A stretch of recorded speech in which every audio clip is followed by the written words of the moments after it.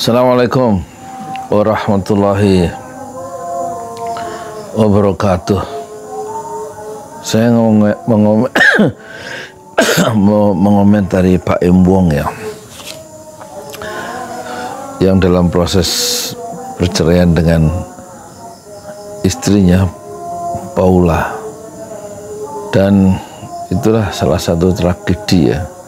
Usia perkawinan 6 tahun itu bisa diambang kehancuran ya. Kalau memang istilah kehancuran itu terlalu vulgar gitu, tapi perpisahan adalah sebuah keniscayaan kan dalam kehidupannya. Hakikat kehidupan itu adalah perpisahan sebenarnya.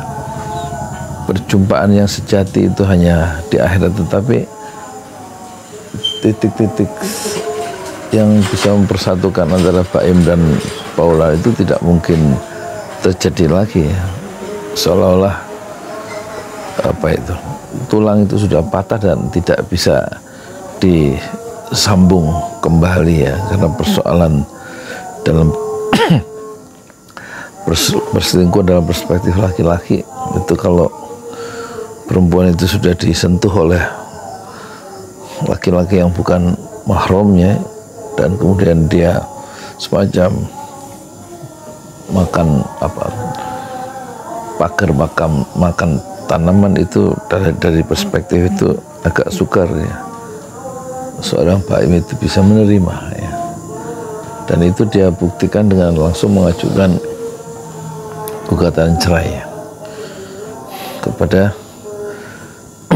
pengadilan. Satu jalan yang sebenarnya cukup halus ya. Ada jalan yang kasar yang kita lihat di dalam TikTok itu.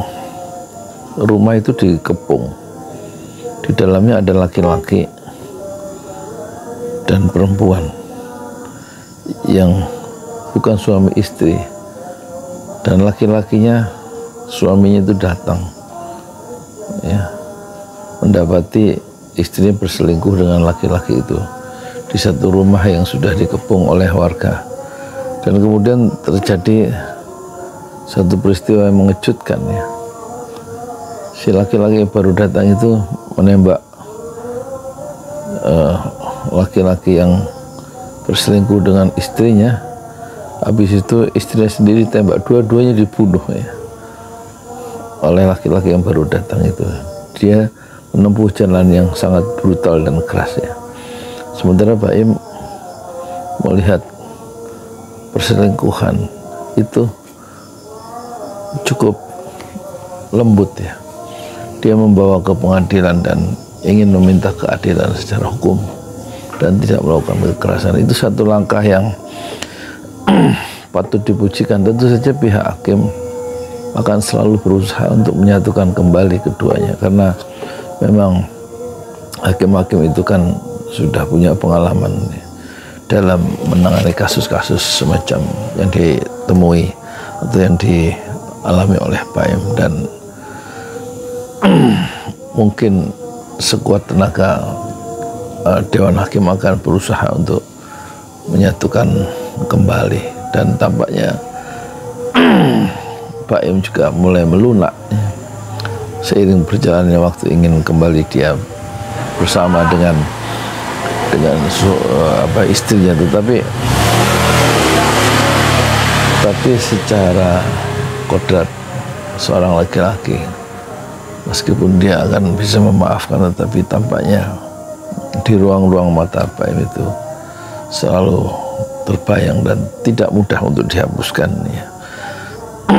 Langkah-langkah setan yang sudah dilakukan ya, dan kemudian membuat hati Pak Im itu terluka dan mengayunkan kakinya ke ruang-ruang pengadilan.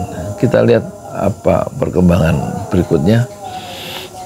Tetapi dalam perspektif Islam, perceraian itu adalah langkah yang halal ya, meskipun suatu perkara yang halal meskipun dibenci oleh Allah Subhanahu wa taala. Ya sudah gitu aja ya. Lama saya nggak bikin konten bulan puasa ini nggak bikin konten politik, pengen sekali-sekali yang lainnya. Terus saya mau tidur dulu. Assalamualaikum warahmatullahi wabarakatuh.